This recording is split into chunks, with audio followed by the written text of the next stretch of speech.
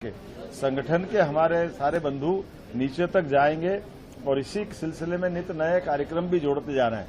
आगामी दीपावली का पर्व हमारे लिए भगवान राम का अयोध्या में लौटना, ये 17 लाख साल पुरानी बात है, खूब आनंद का विषय है।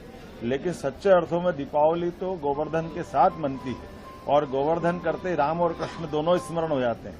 हमारे यहाँ तो पशुपालन और खास करके भारत की दुनिया में पहचान दूध और दही की नदियां बहती थी। ऐसे में हमारा समाज गांव का नीचे से नीचे तबका भी इस गोवर्धन पूजा को बहुत आनंद से मनाता था। हमारी सरकार ने भी तय किया कि गौशालाओं में प्रति गौमाता अनुदान भी हमने डबल किया है। सरकारी स्तर पर भी गौशाला बहुत अच्छी बनाने जा रहे हैं। दूध उत्पादन को भी लगातार बढ़ावा दिलवाएंगे, लेकिन समाज में इन अच्छे त्योहारों को पुनर्स्थापित करने की जरूरत है। तो आजकल गोबर के धन को भी एक तरह से माना जाकर के सीएनजी गैस से लेकर के प्राकृतिक खाद तक बहुत सारे उत्पाद उसके द्वारा बनाए जाते हैं और इसीलिए गौमाता के पशुपालन के साथ उसको विशेष अभियान के रूप में जनता में स्वीकार्यता हो तो सरकार भी गोवर्धन पूजा धूमधाम से मनाएगी। और ये इसी के साथ साथ हमारा मध्य प्रदेश का स्थापना दिवस भी 30 तारीख से लेकर के 2 तारीख तक 4 दिन के अलग अलग उत्सव के नाते से इसको मना रहे हैं। और खासकर इस बार गोवर्धन पूजा पे हमारे सभी शासकीय संस्थान को भी हमने राज्य सरकार के परामर्श से छुट्टी का अनाउंसमेंट किया है, ताकि ये दिवाली के दूसरे दिन तुरंत अगर कोई शासन की व्यवस्था के साथ, राज्य सरकार तो छुट्टी घोषित करती है लेकिन बैंक वगैरह में दिक्कत आती है तो कोई दूर दिवाली पे अपने गांव जाके आ नहीं पाता है, कई बार इसकी कठिनाई रहती है। इसलिए दिवाली के दिन दूसरे दिन छुट्टी भी हमने डिक्लेयर करने का निर्णय किया है।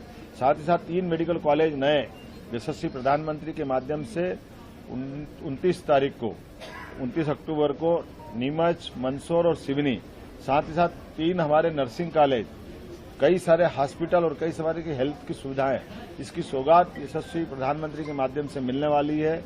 मैं स्वयं मंदसौर में इस उद्घाटन के अवसर पर रहूंगा।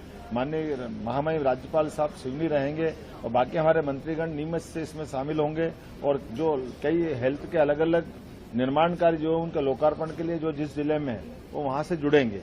इसके अलावा भी शासन के बहुत सारे कार्यक्रम अनाउंस किए हैं।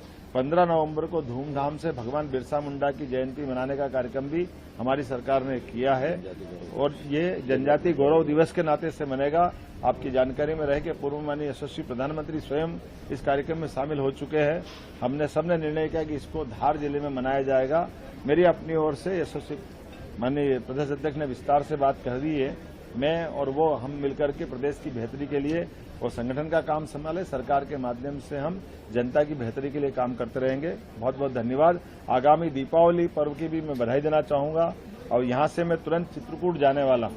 हमको मालूम है अयोध्या में भगवान राम का जब से गर्भगृह में प्रवेश हुआ है, अयोध्या के बाद चित्रकूट ऐसा धाम है जहां भगवान राम का एक अलग प्रकार का स्मरण भी आता है और वो तीर्थ अलग प्रकार से दुनिया में जाना जाता है। इसलिए चित्रकूट विकास को लेकर भी हम लगातार काम कर रहे हैं और उम्मीद कर रहे हैं आज वहां हम अपने इन विकास कार्यों के माध्यम से धार्मिक पर्यटन को लेकर के मध्य प्रदेश की एक बड़ी अलग पहचान बनेगी।